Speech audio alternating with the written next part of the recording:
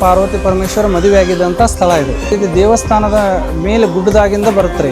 ಶಿವ ಪಾರ್ವತಿ ಮದುವೆ ಆಗಿದಂಥ ಸ್ಥಳದಲ್ಲಿ ಅವಾಗ ಅವರಿಗೆ ಎಣ್ಣೆ ಅರಿಶಿನಕ್ಕೆ ನೀರು ಬೇಕಂತ ಗಂಗಾಂಬಿಕನ್ನು ಶಿವ ಸೃಷ್ಟಿ ಮಾಡಿರ್ತಾನೆ ಇಲ್ಲಿ. ಅದಕ್ಕಾಗಿ ಇಲ್ಲಿ ಮೇಲೆ ಗುಡ್ಡದಾಗಿಂದ ನೀರು ಹರಿತದೆ.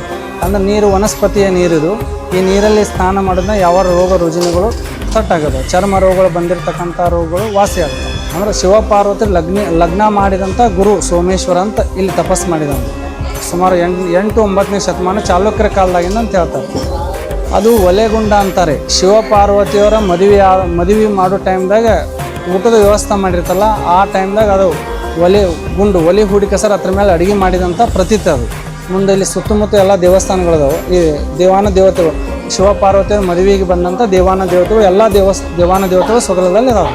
ಪಾರ್ವತಿ ಪರಮೇಶ್ವರದ ಮಹಿಮೆ ಏನಂತಂದ್ರಪ್ಪ ಅಂದ್ರೆ ಇಲ್ಲಿ ಮದುವೆ ಆಗಲಿಲ್ಲವರು ಇಲ್ಲಿ ಈ ದೇವಸ್ಥಾನಕ್ಕೆ ಬಂದು ಇಲ್ಲಿ ಕಂಕಣವನ್ನು ಕಟ್ಟಿಕೊಂಡು ಹೋದ್ರೆ ಬೇಗನೆ ಮದುವೆ ಆಗತ್ತೆ.